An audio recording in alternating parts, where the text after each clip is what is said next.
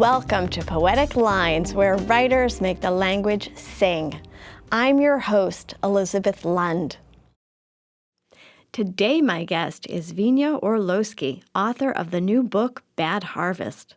In this moving collection, Dzvinia uses various forms and approaches to explore family stories, her heritage as a Ukrainian American, and the effect of multiple losses.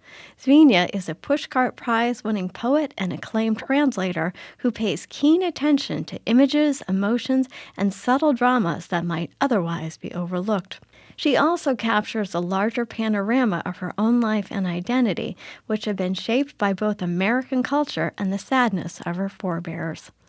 Dzvinia is a founding faculty member in the Solstice Loeb Residency MFA program at Pine Manor College. She is also a creative writing teacher and lecturer in the English department at Providence College. I have long admired Dzvinia's talent and her vibrant spirit. I'm excited that she is here today to talk about her journey as a writer and why it's important to honor both our joys and our bad harvests. Thank you so much for coming to the studio. Thank you, Elizabeth. I'm very excited about your new book. Would you read a poem from it? I'd love to. This poem takes as its subject the 1994 Winter Olympics, because they had a very special moment for Ukrainians. While everybody was focused on Nancy Kerrigan and Tanya Harding, this other sort of miracle was occurring. So this is a poem written in a pantoon form, and it's called Hope Was a Thing with Pink Feathers, Oksana Bayul. Hope was a thing with pink feathers circling Olympic ice. Despite her tender years, a woman of great composure. Circling Olympic ice for gold, Ukraine, we could hardly believe our ears. This woman of great composure, triple Lutz flip loop world premiere. Ukraine, we could hardly believe our ears, representing the once orphaned and lost. With a triple Lutz flip loop world premiere, how much could one girl cost? Representing the once orphaned and lost, a dash of Broadway thrown in for good cheer. How much could one girl cost? Kerrigan Steely, no fame fetters yet or fear. A little Broadway never heard a routine, then gold, Oksana cried and cried and cried. Kerrigan gauged her steely dream. It's taking 20 minutes for officials to find. Oksana cried and cried and cried, let's say triple cried. Post-Soviet tears no longer held to ransom. It took 20 minutes for Olympic officials to find Ukraine's national anthem. As Nancy Kerrigan's eyes demanded ransom, her Vera-Wang swan about to be pronounced dead, still no copy of Ukraine's national anthem. Maybe they'd play Russia's instead. No flowers, swans, or poppies red, at home we held our breath. Maybe they'd fly Russia's eagle instead.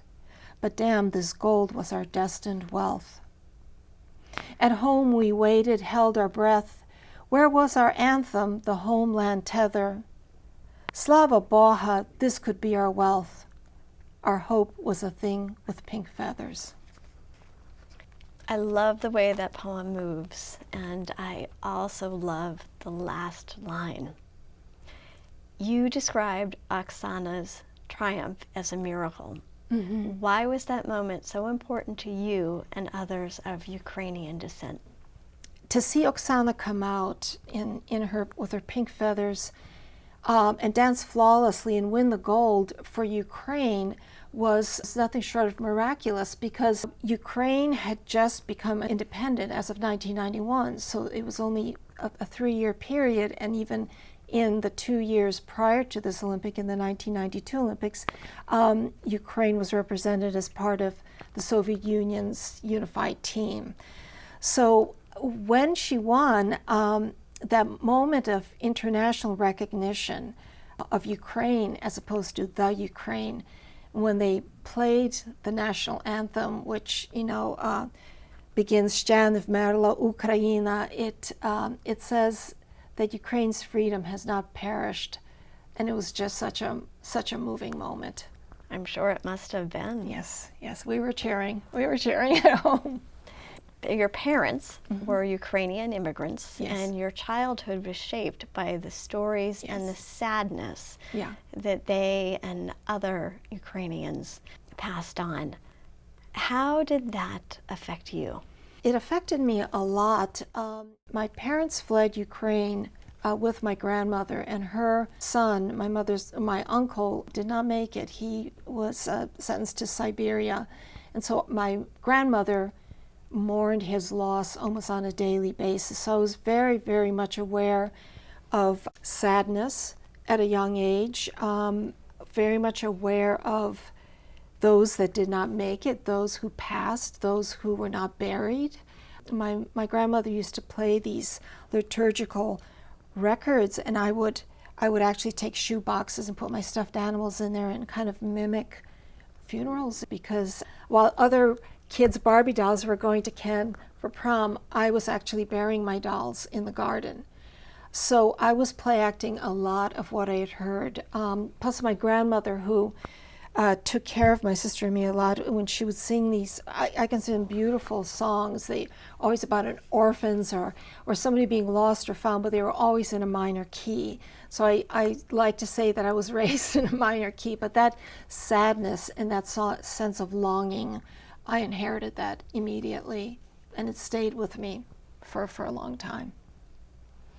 Now, you were introverted as a child. You grew up on a farm with a lot of animals. That environment shaped you as a person and as a poet. I can't tell if I was introverted and therefore that kind of a landscape suited me, or that landscape, that environment encouraged me to become introverted, but I remember it with great fondness. I grew up in a very sensory experience, which is we had 10 acres, and I to this day remember what the meadow grass looked like before a storm, and just the way that felt.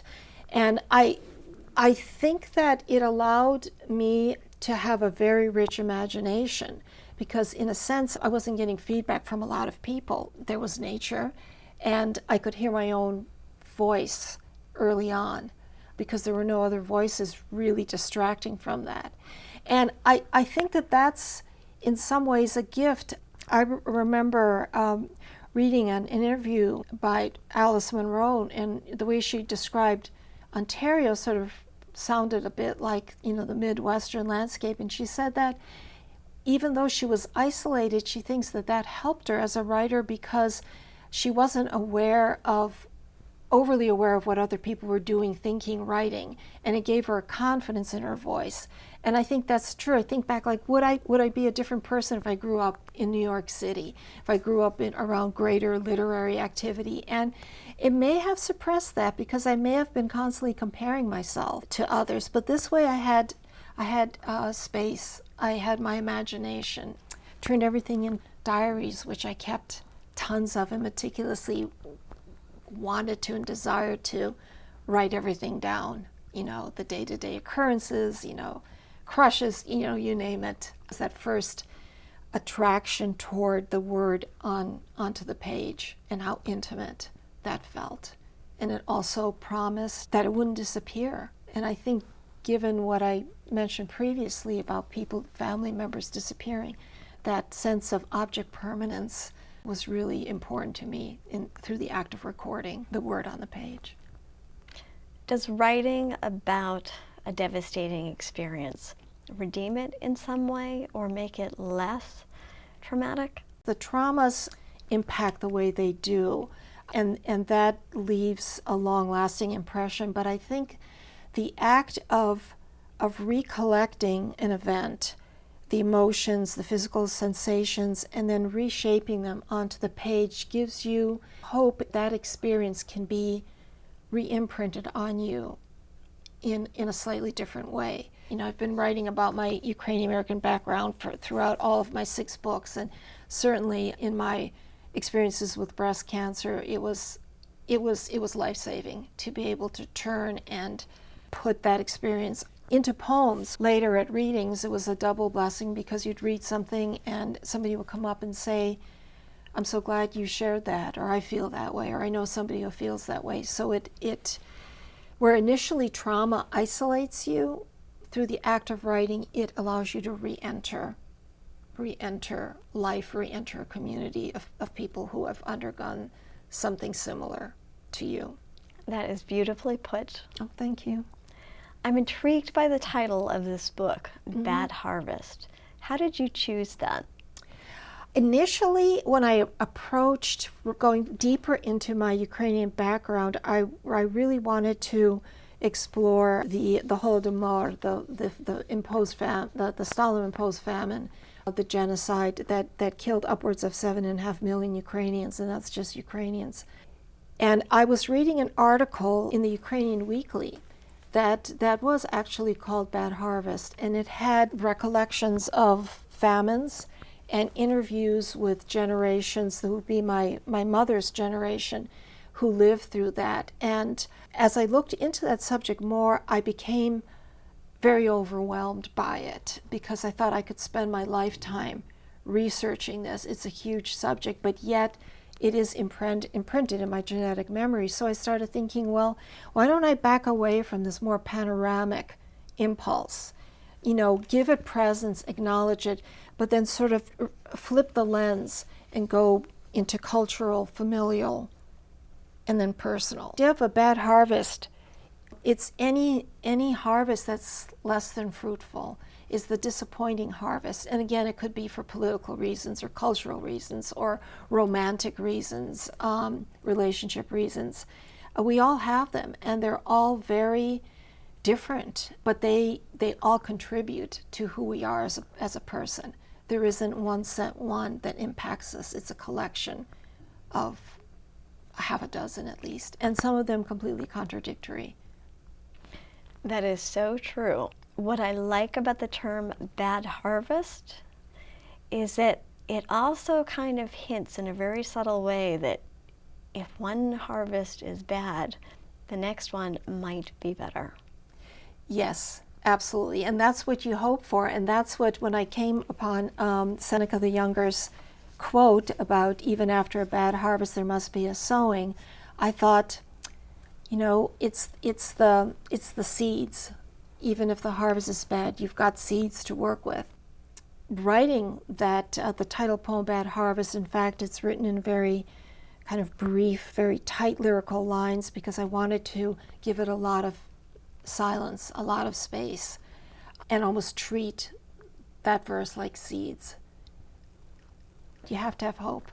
You have to turn to the next harvest and hope that yields a better return. And bad seeds can often lead to good poems. Yes, definitely. You told me recently that writing is a channel of freedom for you. What did you mean by that? It definitely meant a more personal freedom. And that freedom is to put on the page, to get out of you things that normally you might be hesitant about, secretive about. Imagination, I feel, is synonymous with freedom. Wherever your imagination goes, that is up to you. I feel maybe growing up as an introvert, that initial impulse of what it felt like to put something on page. I hate so-and-so. Or I felt, that you wouldn't even share with the greatest confidant. It empowers you and allows me to give certain subjects a chance to see where they may or may not connect with other human beings, with other souls. And that is freedom for me. It's allowing me to move out of myself, and again to find people who have had similar experiences, or maybe not, or completely different ones, but who say, I've learned something from this, and vice versa. So it's very liberating. Your book moves in a lot of different directions, yes, and I'm sure is very liberating to readers for many reasons. One of the things that intrigues me is the structure of the book, because the first section consists of prose poems, the second section has short lyrics, and the third section has longer free verse poems. How did you choose that structure? Does it somehow mimic the kinds of harvests there are? I started out with the Bad Harvest sequential poem, and because it was such a large subject, I wanted to acknowledge to kind of pluck truths like grains, like seeds, and keep it very tightly focused with a lot of white space around it. So those poems, they're more refined in terms of the form. When I moved away from that toward the more familial and cultural familial, that's where the storytelling impulse started coming in. I couldn't tell stories about the Great Famine because I didn't live it, you know. But I knew the stories that my parents told, again, how my uncle escaped getting shot by Nazis. But in storytelling, there's that impulse to go a little bit longer in line because you want to keep the narrative going. And I found that working in prose poetry provided that for me. I didn't want to crop it. I wanted those stories to feel more like we're sitting here and I'm telling you the stories. So I think that as I moved away from the panoramic more toward cultural than familial, the storytelling longer line came back in. And then at the end, because I sort of free fall into other subjects, I kind of revisit health, visit aging, visit other political things that occurred that I observed. I have a poem in there called Boston Burning, which is about the great arson fires in the 80s in greater Boston. Then I just kind of let that open up into a more relaxed verse form. But I think, yeah, very much so. I think that it follows the notion to witness something specific or to imagine witnessing it, then to expanding it more to storytelling and then going back to verse. And the way that I have the sections, the middle section, I almost pictured like a triptych, like an icon, where that central section that has the more Ukrainian themes would sort of be the center, provide the gravitas for the book, and then the storytellings and the other narratives would be kind of like the side panels. So I think I was envisioning that as well. I can see that, and the structure in the book works very well. Thank you. There is some humor in this book and in your previous collections. Yes. Why is it important to you that humor has a place in your work? When audiences laugh at my poems, I feel they're really connecting and they're relaxing, and we can, really go back and forth on this. And plus, through humor, we acknowledge that yes, we are not in control of things. Yes, we can be forgiving. I think humor allows for a lot of forgiveness. Very well put. I just thought of that. Thank you for asking the question. There is boldness in much of your writing, yes. And the body is described as being full of strength and beauty.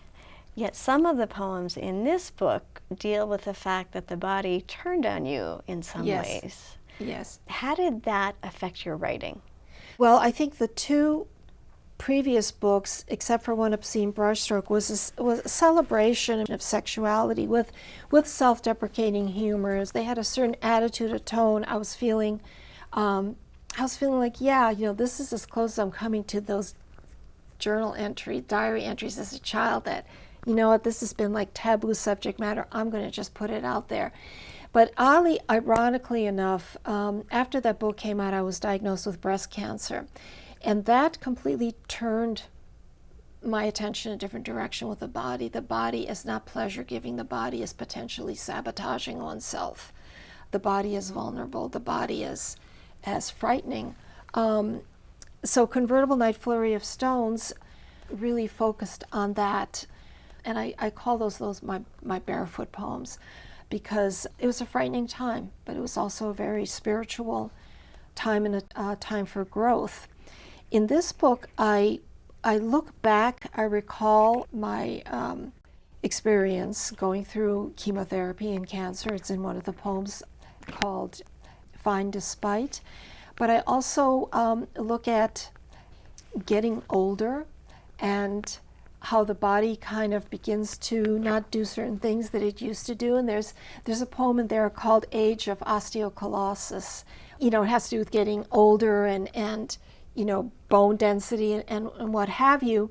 But I wanted to put a positive spin on it. Thought, okay, if my bones are thinning, if I'm moving toward osteo, whatever, it's because my wishes have been revealed, because I've been depleted in a good way. But I wanted to flip it, put a positive note on it, on the idea of aging. It would be not so much senior citizen aging, but to turn it to age, like an era of osteo, and then instead of filling it with pena or porosis or what have you, I change it to colossus, so that I would almost become a mythical figure, a figure of power and strength to myself. So there's some play with that. But so again, a bad harvest could turn around, and here's where humor definitely relieves and releases and connects you with other people, and that's ultimately what is heartening. You cover a lot of different subjects in this book. Why do you feel it's important to provide sort of a panorama of experiences rather than one kind of poem? I feel that we are so many different people, and we are shaped by so many different experiences, that there isn't a single tone, there isn't a single subject matter that can pinpoint who we are. So I felt that I wanted to include genetic memory, I wanted to include more sensory memory in this collection, and I just feel that that presents a true representation of who we are as individuals. I mean, even when you think about it language-wise, we have so many different voices. The voice that I'm speaking with now and the tone is going to be very different from when I call my husband on the phone and I say, I'm done, it went great. Well, it's very different from how I will be when I teach students. If a student comes in to talk about why they're not going to turn in their writing portfolio or can't, we have so many different voices that we're not even aware of it. You know, the voice we dream with, the voice we wake with. And I feel that that diversity within ourselves is important to acknowledge. And the fact that they can be very contradictory. I mean, Walt Whitman said, do I contradict myself? Yes, you do. Thank God you do. We all do. So you teach poetry, and you are a founding editor of Four-Way Books, which is a wonderful press. Yes. What are some of the things that you would really like students to understand about poetry? I would encourage two things. Number one, to stay with your impulses, to stay with what interests you.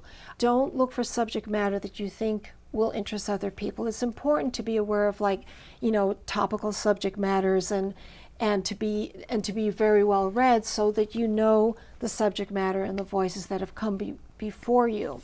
But not to let that discourage you, to believe that there is a unique way that you will also talk about that subject matter, because, you know, the world spins around on love and hate and the same kind of larger abstractions, but how we perceive them all are, you know, very, very different.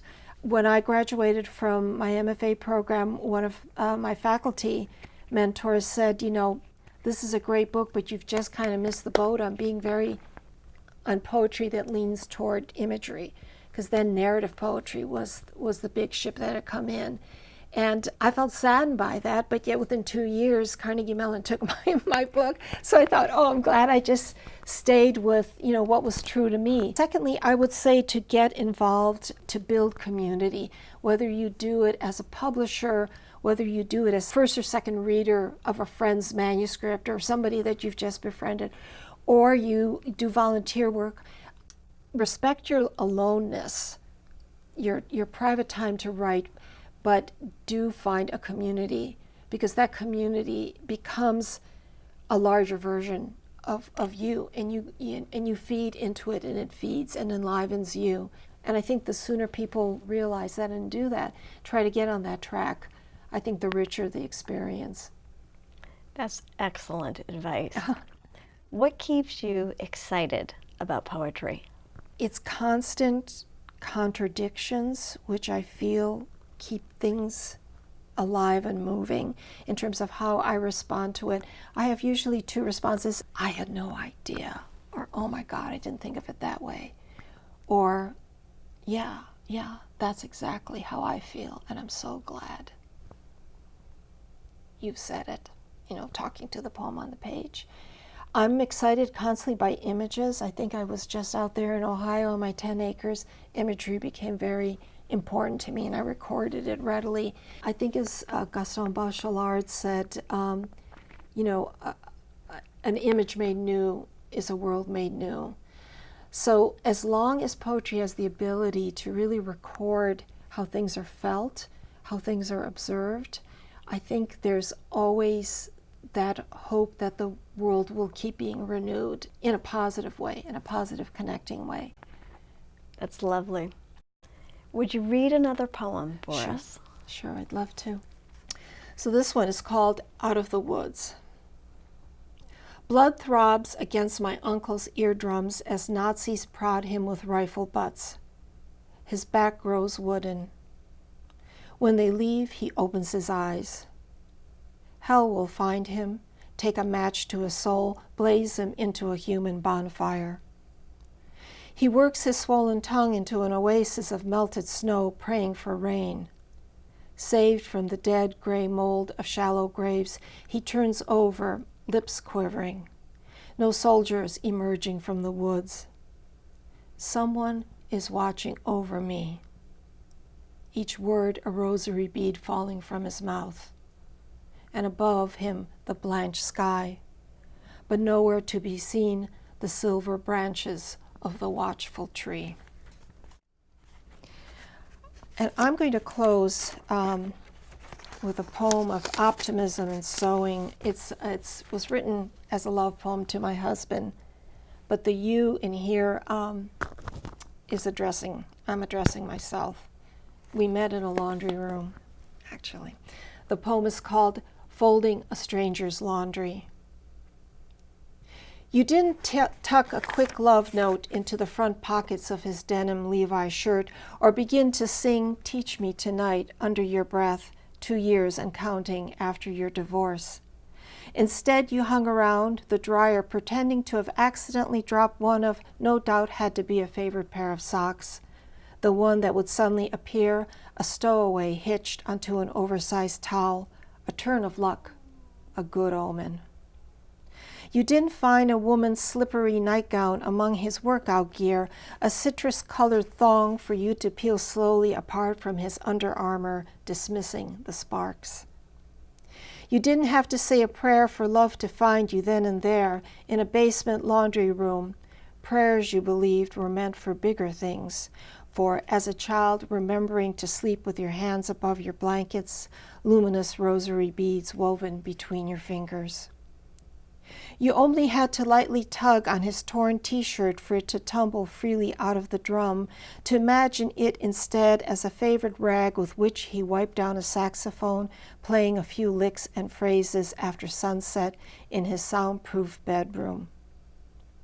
For once, you didn't have to reinvent yourself in the lint-colored light, the bare bulbs and giveaway magazines, swab your lips sack-saver red, then slip into a shiny metallic crop top and jeans. You just had to be there then, that afternoon. No one around, his laundry done, except for one last shirt you left unfolded, sky blue, it seemed, opening its arms to you. Thank you. That was fantastic. Oh, thank you, Elizabeth. I appreciate you sharing your ideas about the importance of turning a bad harvest into something that people can benefit from, and I appreciate your wonderful, wonderful poems. Well, thank you, Elizabeth, and thank you for asking such thoughtful questions.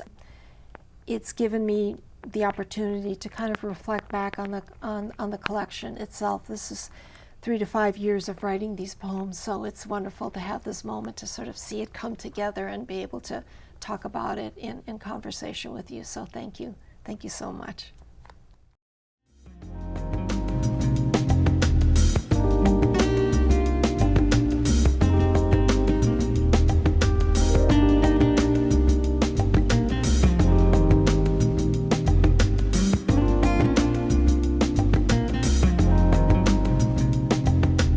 If you enjoyed this episode, check the station's website for more poetic lines where writers make the language sing.